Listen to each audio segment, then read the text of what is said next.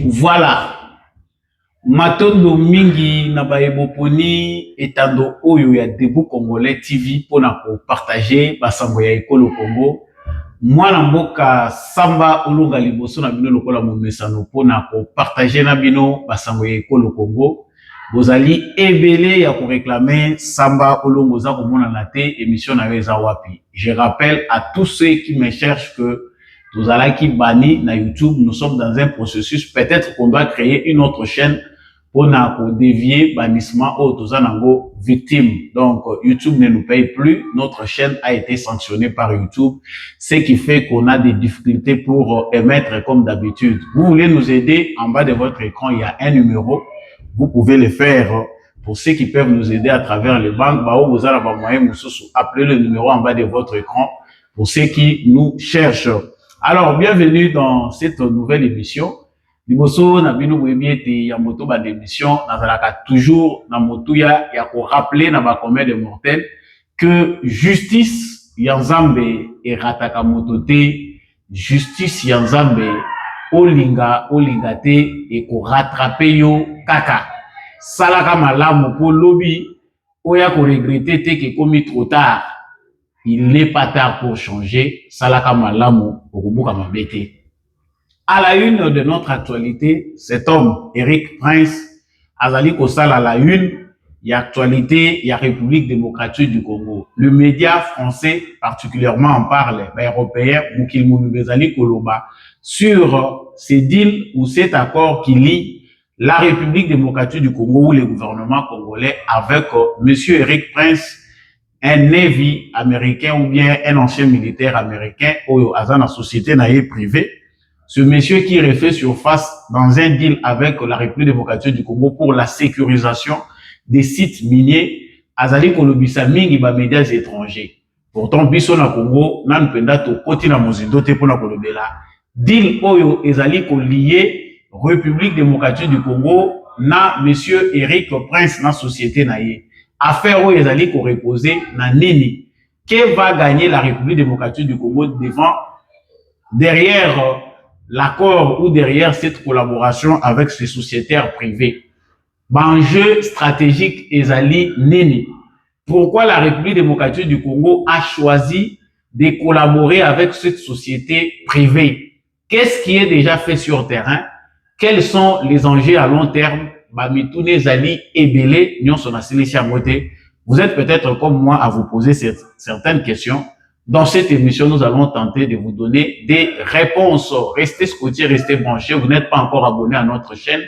Faites-les. Abonnez-vous, likez déjà la vidéo, partagez avec le voisin. Et ça n'a pas tout que souveraineté à Congo est menacée sur base d'accord avec une société militaire privée. Armée à République démocratique du Congo, ils ont risqué de souffrir. Bamusoube bazali komona ke Tshisekedi ateki mboka bazali koyana bamindele po baya ko sécuriser ba site minier po ezali ya ye na famille na ye. De quoi s'agit-il? J'en parle dans cette émission. Sango ya mibali ezali affaire oyo ya mobondo. Tokolobela likambo oyo ya mobondo oyeba ki armée congolaise filet ya armée congolaise esalaki musala kitoko et bomi plus de 400 mobondo pe ba mususu ba se rendre bango moko. Qu'est-ce qui est à la base de ces succès? J'en parle tout à l'heure dans le cadre de cette émission. Nous irons un tout petit peu à Goma pour nous que les présidents de la Senko, Monseigneur Fulgence Mouteba, Azalaki, Bongo, na grande messe au Salami, na Goma, na cathédrale moko ya Goma pour la translation ya moko ya ba Congolais au Azali kuna. Na messe wana batu bazali komituna, qu'est-ce qui fait que ba évêque catholique bazala à bon terme na ba terroriste topé ba rebelle au bandé ba population à l'est de la République démocratique du Congo? Pourquoi ces grands événements a lieu et puis ba prêtre catholique et belé ba répondre présent na zone où ils allaient sous contrôle ya ba terroriste armé oyo nanu ba futite mabe oyo bango basali? Cette complicité, ezali kaka pona koluka kimia, tope ezali na agenda mususu caché derrière de tels comportements. Tokolobelango Nakati émission Nabiso. Merci à vous tous qui avez rejoint Debout Congolais pour partager l'actualité avec Samba Olonga. Vous voulez l'actualité, il faut payer l'encre. Les temps que nous prenons pour vous informer, tout ce que nous faisons, bah, risque nous s'autoriser concourir et c'est gagner peine à bino pour que biso toko maloko la ba marionnette te baza ko benda biso na basinga. Vous devez payer l'encre. Aidez-nous, soutenez la chaîne si vous voulez que l'émission continue. En tout cas, il y a un numéro bancaire en bas de cet écran. Il y a aussi le numéro de téléphone que vous pouvez appeler pour d'autres canaux par lesquels Bokoki côté la biso quelque chose pour que émission Nabino Eko Bako Kende Liboso Eko Bako éclairer ba Congolais. Alors, nazongi na lombangu na actualité ndenge na silaki kota lisabino yango. Likambo oyo etali Eric Prince. Monsieur Eric Prince azali un ancien militaire américain. Azali cité dans le dossier moko ebele. Après l'armée, il a créé une société privée qui a été, selon le média français, très mal réputée. Donc, la société n'a été très mal réputée. À Salaki, quand même, moi, recul, il avait abandonné son idée. Azaki le sous-penda pour fonctionner à tekaki société wana. Mais avec Oya Donald Trump dans le pouvoir, Eric Prince a qui bras droit Moutoumou pour soutenir pour Azonga na scène.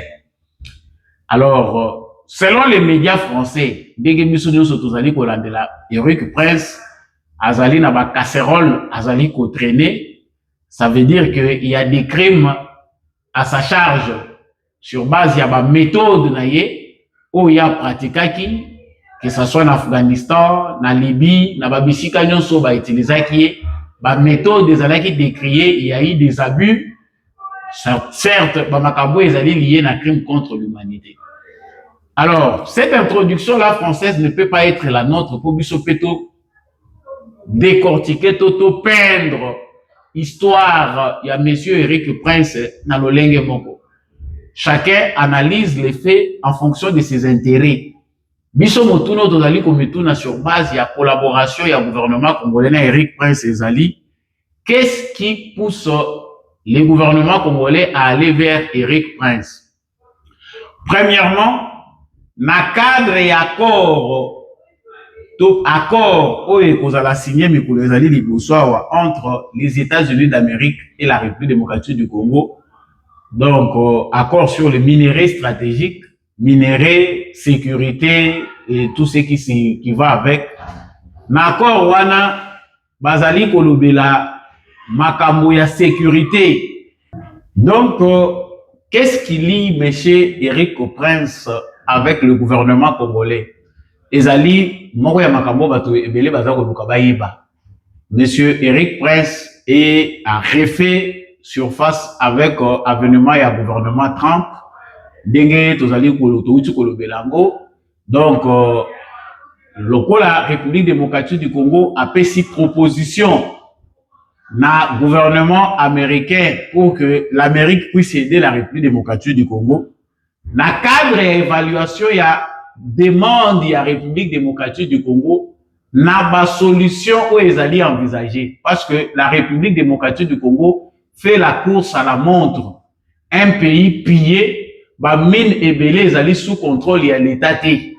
Ba bandits armés, bazali ko menacer, nyonso ezali potentiel minier à la République démocratique du Congo.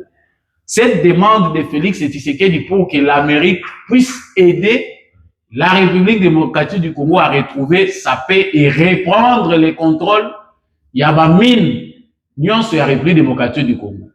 Tant on va évaluer, ba moni que menace ezali ko peser sur toutes les mines identifiées à la République démocratique du Congo. Donc, il y a risque que même au Katanga, dans la Colombie et dans d'autres provinces, là où il y a des mines, bah, conflit armé est éclaté. Parce que tout le monde convoite, mais c'est pas tout le monde qui veut entrer par la grande porte. C'est ainsi que l'administration Trump a proposé à Félix Tshisekedi voir où ils allaient plus souple, ils allaient plus rapide, ezali ko négocier na société wana privé lokola bazali une expertise bazali équipé pour oyo Félix Tshisekedi azali kosala na société wana ya monsieur Eric Prince ezali démarche moko soki elandi ba état que basengi aide ya un état armé moko étatique ya c'est encore plus compliqué que ce qu'on voit avec la société privée. C'est facile de collaborer avec les États-Unis pour que les militaires américains viennent en République démocratique du Congo. Mais ça passe comment? Quelle est la procédure? Il faut commencer par une démarche au département d'État américain, finir dans le congrès d'État américain, élu américain va se saisir dans le dossier, va analyser, va la délati et kozwa tango moulaï. Yango parmi les mesures ou les solutions envisagées pour que réponse topé solution et la rapidité, c'est cette proposition-là qui est tombée dans l'administration Trump, Bapesina Félix Tshisekedi, collaboration avec cette société privée. Selon ce qui est connu officiellement, l'accord a été signé avant l'offensive de janvier 2025, menée par les groupes rebelles M23 ou les groupes terroristes dans l'Est de la République démocratique du Congo. L'objectif principal de cet accord, c'est d'améliorer la fiscalisation des mines, lutter contre la contrebande et augmenter les recettes publiques. Estimation à ma perte où l'État congolais a enregistré chaque mois sur base de non-contrôle. Il y a des sites miniers belés, puis la contrebande où ils allaient au manaba mine à Congo, ils allaient 40 millions de dollars estimés où l'État congolais a perdre chaque mois dans les cuivres et les cobalt seulement pour la région du Katanga. Priorité donnée aux zones stables comme Katanga, Koulouzi, bapesaki nanu priorité te na bazone eza en conflit parce que bamonaki que menace mususu pe eza koya na Katanga na bazone mususu. L'accord n'a pas été signé avec le ministre de Défense, ni encore moins le ministre de l'Intérieur. Accord oyo ezali signé avec le ministre des Finances. Yene muto a signé ango pona audit, collecte fiscale pe sécurisation et exploitation.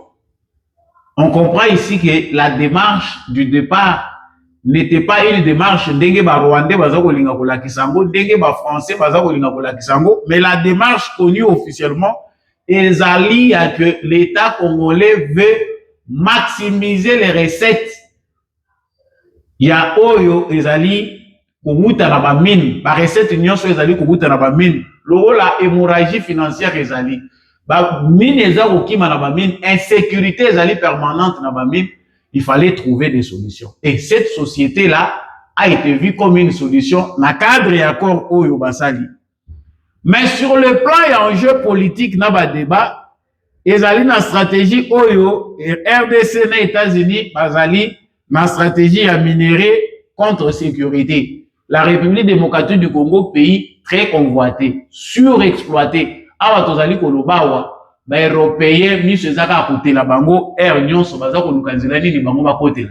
Ils ont déjà compris que les deals américains avec la République démocratique du Congo peut aujourd'hui mettre fin au problème entre la République démocratique du Congo et le Rwanda. Si ce problème est si lié, alors que les Européens n'ont pas apporté grand-chose, Congo a causé le sous de l'eau pour envier les Européens.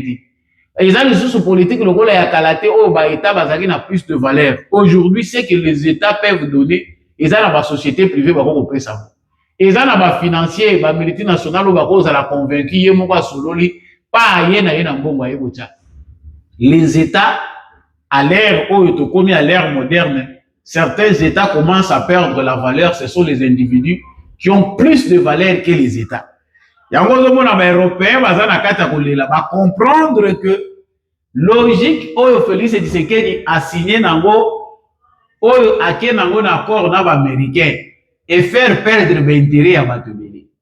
Qu'est-ce que Félix Tshisekedi a visé à travers cette société? Félix Tshisekedi a moni musika.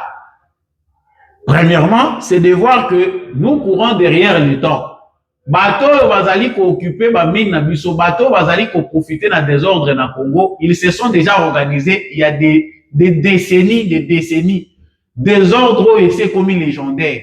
Sauf que tu l'oblige à que la team pour s'organiser mieux, comme ça, tu confirmer souveraineté dans biso et l'autre mot que ça le matin.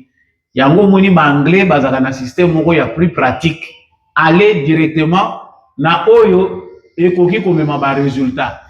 Le résultat qui devait être amené zali Eric Prince yo kopesa biso nini. Eric Prince webi ke baza méchant ba militaire wana ezanga na zolo bango mbala sikate bosi oyoka. Ba sécurisaka na ma sécurité wana soko luki ba ange de la mort. Ba ange de la mort baza kuna.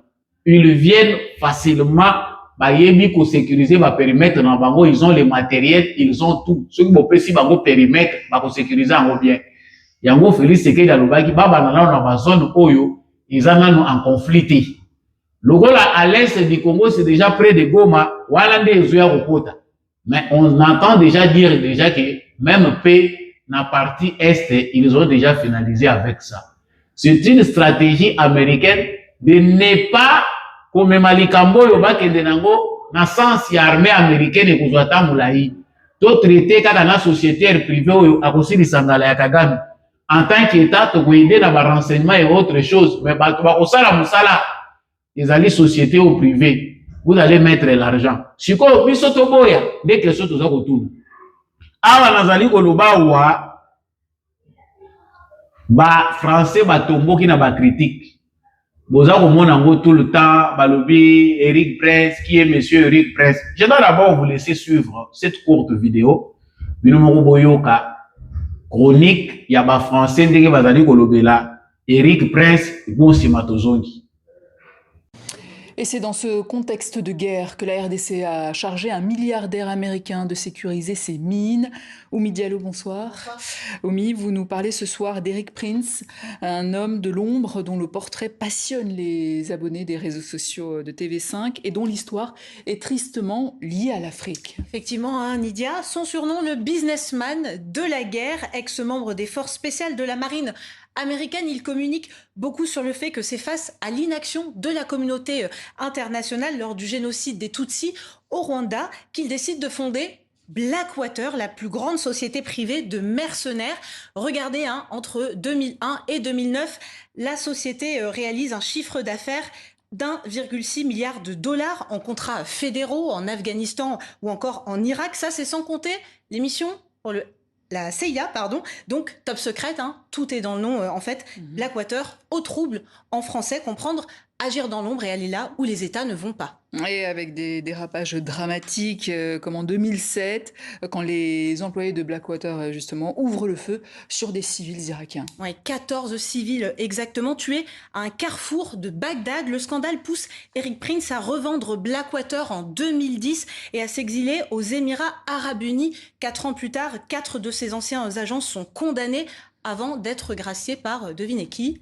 Donald Trump. Donald Trump, en effet. En 2020, depuis, Eric Prince, un ultra-conservateur, est resté très proche du président américain qu'il consacrait pour les opérations militaires extérieures. Et selon le New York Times, après Blackwater, Eric Prince rebâtit un vaste réseau de sociétés écrans, dont FSG, créé en 2014 avec des fonds chinois. Effectivement, FSG propose un appui militaire des services logistiques et de sécurité, là aussi plus ou moins opaque. Parmi ces terrains d'intervention, on peut citer l'Équateur, Haïti, le Mozambique ou encore la Libye, des terrains difficiles, voire chaotique. Et est-ce pour cette expérience que le gouvernement congolais lui a confié la sécurité des mines ? Alors en tout cas, Kinshasa semble apprécier la méthode Prince, puisque FSG est déjà présente depuis 10 ans en RDC en réalité, pour collecter des taxes minières et réduire la contrebande transfrontalière notamment.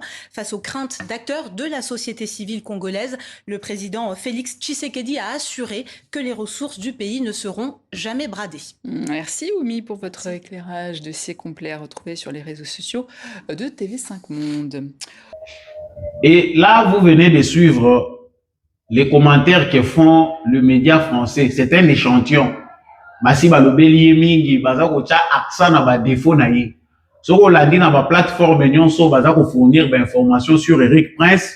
On cherche à mettre dans l'opinion au biso toza ko consommer biloko kolia tozo consommer ya bapaya information eza ya biso baza ko information awa mais bazo ke de ko traiter en France ko baya ko pesa biso kala ndenge moko makambo to sala même na biloko kolia même na ba matière première on vient prendre chez nous on va transformer ailleurs et puis on revient nous vendre. C'est de la même chose que nous consommons des informations importées. C'est-à-dire, on vient ici, l'information, ça se passe au Congo. On va, on prend l'information, on amène là-bas chez eux, ils les transforment. C'est un Français qui vient nous informer de ce qui se passe chez nous. Ah, nabato bata kumitu na Tshisekedi ateki mboka sui ko ozolanda ba médias français, ozomona ba vandeli kombo Eric Prince. Sachez que vous serez perdus. Et ils le font pour leurs intérêts. L'objectif visé dans leurs informations, c'est d'abord de décrédibiliser la démarche du gouvernement congolais, pour ne pas dire la démarche de Tshisekedi. Bala Eric Prince, le rôle criminel, les Yohana Baponi, Poya Kozongi Sakimia na Congo, Azana grand chose, c'était parce que c'est un criminel. Le média français met l'accent sur ça. Bisous, on a besoin de criminalité. Ceux qui ont besoin de militaire français, ils ont le rôle de na Mali. Ceux qui ont besoin de militaire, ya ba itana bango ba yao. Bako sala wa 30 ans et vous allez le tout moni oniao. Ils seront là pour aussi exploiter. Mais avec un accord privé, to solo lina batu to za na objectif na biso. Voilà ce qui peut être fait. To yebi qu'il y a un état puissant aussi derrière, mais ils allient sur base d'un contrat bien précis. To yokanite kanga bisaka OK, biso pe to tikali na makambo na biso. Un peu comme ça s'est passé avec la Russie na makambo Italie Batoanini à Wagner. On a vu ça comment président et africain, certains pays africains qui sont enthousiastes pour utiliser ma société ou un paramilitaire. Donc, cette solution est bien réfléchie, bien pensée. Angle mususo bato bazali kolobela awa, ezali likambo oyo, bato bazali koloba ke souveraineté na biso, ezali volé, ezali bafoué, bazali komona que accord oyo, la société civile, qu'il y a un manque de débat parlementaire, ils craignent la perte de la souveraineté et un détournement des richesses. Les autres voient des critiques soulignent que les passés controversés de Prince et Blackwater, massacre na Nissours Caire na Irak, indemnité, pardon présidentiel, tout ce qu'ils voient là, ils allaient biloko ils ont entaché collaboration. Donc il a fallu qu'il y ait un débat pour que nous engageons. Makambo eza stratégique surtout dans le pays le Congo bako engager là mode débat tellement bandoki baleki mingi si on va demander l'avis de ces gens-là ils seront là pour nous éterniser to banda kozonga kaka asima. Donc pour ceux qui pensent que ce n'est pas bien parce que l'armée congolaise a besoin de ces moyens, ce sont des aventuriers qui ne veulent pas voir le positif dans ce qui est fait. L'armée congolaise est en pleine réforme. Le budget de l'armée, tu as évité de commis 20 fois ou commis combien? Le budget que Félix Tshisekedi a placé mis pour l'armée, c'est-à-dire il a fait le budget de l'armée 3 ou 4 fois plus. Et dans le moment de Zali Koloba, ce sont des bataillons, des unités spéciales, des commandos qui sont formés chaque année, chaque saison. Ici, on est en train de former les militaires congolais. C'est des nouvelles acquisitions de matériel militaire qu'on donne à notre armée. Bato bazako lo bageti Tshisekedi yazo négligé armée au profit, il y a des mercenaires, il y a des gens qui savent bien salir la réputation ou dire des choses pour n'akope bisa conscience ya bato topé ko désorienter opinion. Balingi bala kisa sikoyo ke Tshisekedi azako abandonner armée azako. Maintenant il y a outil ko doubler salaire ya ba militaire. Qui vient de doubler les salaires des militaires? Ba unité spéciale où ils ont formé à tous les niveaux. Kabila a tika ko former ba commando. Kabila ti a dirigé Congo a formé ba commando combien de fois? Ba parachutiste ba 10 mois. Ba commando ba force spéciale ils ont la qualité soutien na Congo. Kabila tiki armée ou azolo ba tiki organisé wana. Ce sont les militaires qui racontent. Ba force spéciale bazalaki wapi. Comprenez, j'ai choisi ce sujet bien que je le survole. Parce que tant les aliments étaient tout il y a un petit complot. Je sais que ça ne va pas marcher, mais il faut que les Congolais soient informés. Bato yo bakomi koluka ba salir dilwana non et il y a risque que ba richesse amo ba yiba kango bomona kango. Awa toza kolobo les zones contrôlées par les M23. Boyebi chaîne ndenge nini baza ko contrôler ba minéraux wana. et puis ezokende ndenge nini bazokende koteka bino société civile bozolakisa sa vigilance tomoni badocument na bino mpona kodétailler comment les minéraux sortent dans des coins contrôlés par le Rwanda et le mouvement terroriste M23. On n'en parle pas. Oyo bomoni bobimiseli mayele boza koloba eza tango bazolinga bacha ordre. Félix Tshisekedi, pour terminer cette analyse, n'a pas tort d'envisager une telle solution pendant que notre armée est en train d'être nettoyée. Armée de la République démocratique du Congo, Ezali Kokunda. Cette armée de la République démocratique du Congo, Ezali Kosala Moussala Makasi, il y a réforme au Bazali Kosala, parce qu'aujourd'hui il y a des jeunes militaires qui viennent, Bazoya pour remplacer Batata Nabiso Oyo, Bamoussou ba commerçant, Bamoussou ba politicien, mais dans l'armée, c'est un travail qui va prendre du temps. Dans 5-10 ans, on peut s'attendre à une armée puissante parmi les armées puissantes en Afrique comme aussi dans le monde.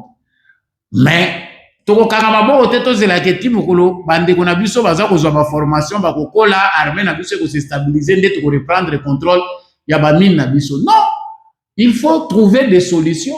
Oyo ekoki ko sala keto zwa ba solutions immédiates.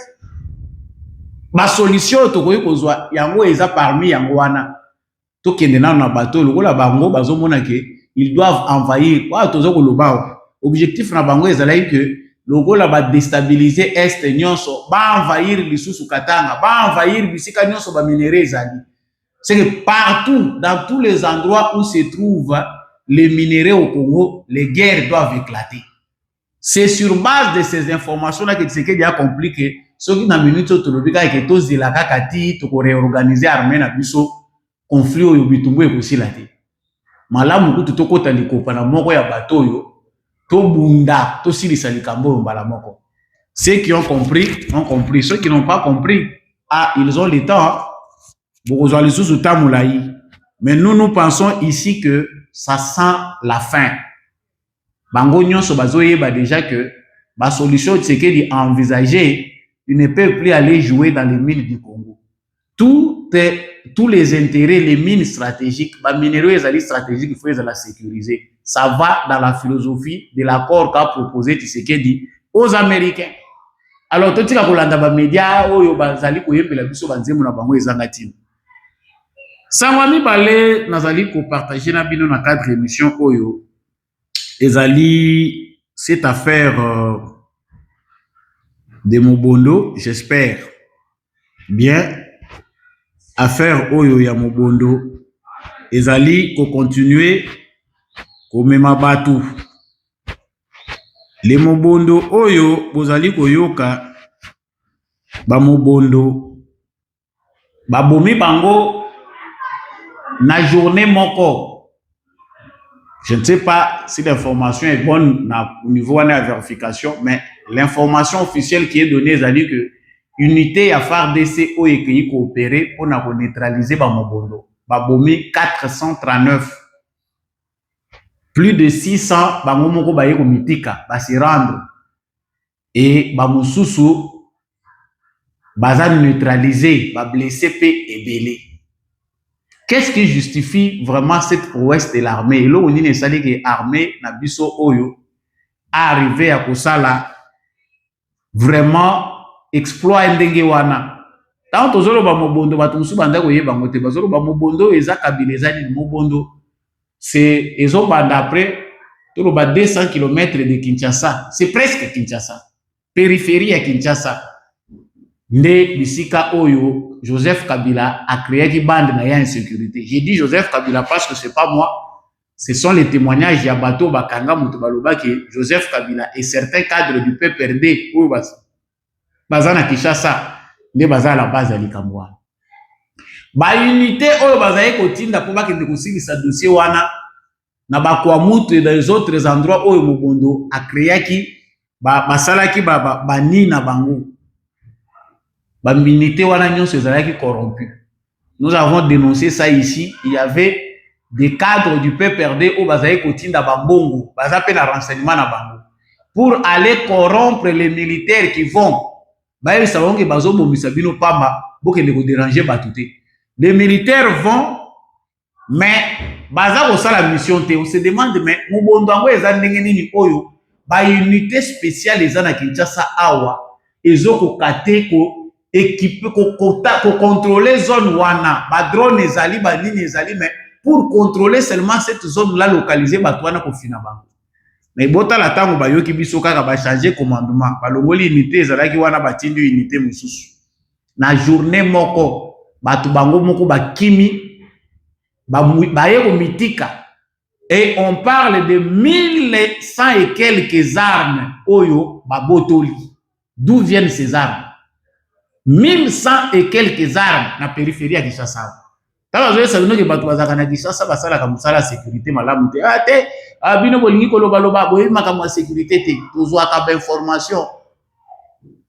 Bato bazoko kotsa ba arme na ba conteneur mituka ya ba officiel ya PPRD, ba cadre ya PPRD zokende bazokende ndire bakie ba ferme na bango bazokende kotikela bato wana minduki na kati ya bazambo. Donc bato yo mabeo bango déjà babongisaki bayeba que ils vont créer un grand désordre dans le pays et cela va les aider à mettre en application ba idée oyo bango bazana ngo ya mabe contre mboka. Donc créer un chaos général. Siko awa chaos wana bamoni yango te bakomi ko senga pardon, bakomi ko luka dialogue. Non. Ce qui dialogue topé cohésion nationale et la kisi qu'il faut encourager le mal. Biso toza contre yango. Nous ne pouvons pas sur base de ça pour bateau yo batisser aventure ya mobondo. Ils vivent à Kinshasa. Na mitema mabe mitema mwindu. Ils attendaient que mabe kwe na mboka po bazwa raison deni bakoko ya kozonga na scène politique. Et maintenant que ça n'a pas arrivé, bavandeli maintenant idée à dialogue. Koto bazo continuer ko sala mabe, koto bazo luka dialogue. Monsieur le président Félix Tshisekedi, si le dialogue veut dire que il faut continuer kozwa ba démon bandoki. Bato balingi mabe chaque fois la kamboka po bango balia kana simanango. Là nous ne sommes pas d'accord avec ça. Cette aventure de Mobondo, comme nous l'avons dit précédemment, c'est une aventure bien planifiée par Joseph Kabila na Batonaye. Il faut un bon contrôle, il y a un usage d'armes à feu. Kabila tiki bato ebele na baminduki o eza incontrôlé. Il y a des gens qui ont des armes, qui font entrer les armes au pays. Donc, basi bayeba na bango ke koma normal. Po na bango bayeba ekake eloko moko ko beta na Kinshasa wa. Allez, bakozwa raison, balobi voilà, c'est fini. Maintenant qu'il y ait besoin de dialogue nana. Allez en brousse, vous continuez ko bunda bitumba na bino na kati ya zamba. Nous n'avons rien d'autre à dire. Et je vais terminer avec cette information. Il y a makambo eza koleka na Goma. Ba évêque ya catholique, ba prêtre na président ya Senko Fulgence Muteba. O yazali évêque ya archidiocèse ya Lubumbashi. Bakei ko se retrouver wapi na Goma. Basali o bazosa la grande messe soki ya translation ya ndeko moko kuna. Mais on se pose la question, cette grande manifestation là ne pouvait pas attendre. Pourquoi? Dans une zone où bato bazali na pasi, oyo ko boma ezali ko continuer, bazo ko torturer, bazo massacrer bato. Quel est ce plaisir là qui pousse le président de la Senko, l'actuel président de la Senko, pour akende kozwa bato wana ba se retrouver kuna ba sala ba manifestation wana? Ça veut dire te bino bozo sala ou bino bozo sala biso tozana biso bien. Mabe eza na ngote. Biso tozomona bango ka bato lokola biso ata bazoboma ba congolais mususu, nous restons neutres. Bazana ba revendication na bango eza valable. Chers habitants de Goma, chers congolais qui êtes de Goma, de Bukavu, Félix Tshisekedi nous a aidé à comprendre qui sont les ennemis de ces pays.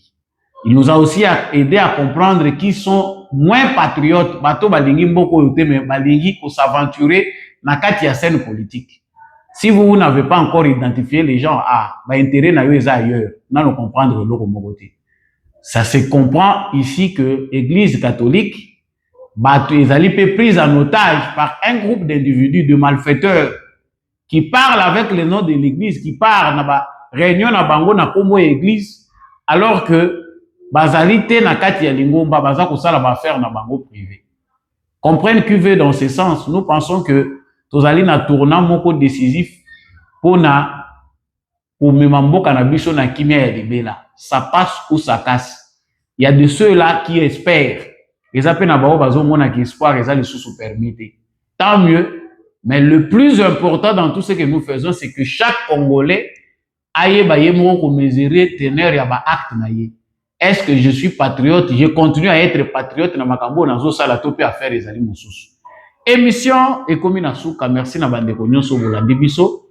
Vous êtes nombreux à réclamer Samba Olonga oza ko mona na te. Je vous dis que ma problème est survenir na chaîne na biso. Makamuto sala kezaka pe na bato alikunya, on est à la télé.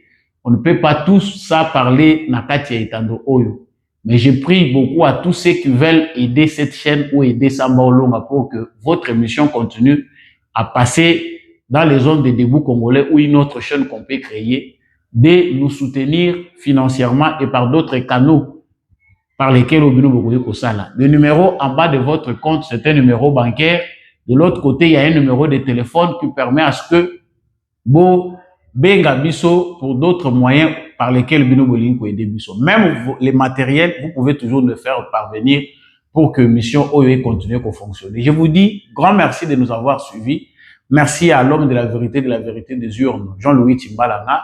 Je remercie l'association Nous Peuple Congolais qui fait que Sambolonga continue aussi à donner cette émission. Merci à Papa Maurice Kikangala, Papa Michel Lumakaso, Papa Boniface Mpunga, Papa Paulin Chika, Maman Rose Serikari, Maman Bilonda, Maman Lisette Mumbendu, pe ba nyonso bolingaka émission à Samba Olonga. Ça aime, j'aime partager émission Oyo. Abonnez-vous si vous n'êtes pas encore abonné. Wazalendo na motema, FARDC na motema. Tokutani prochainement na émission.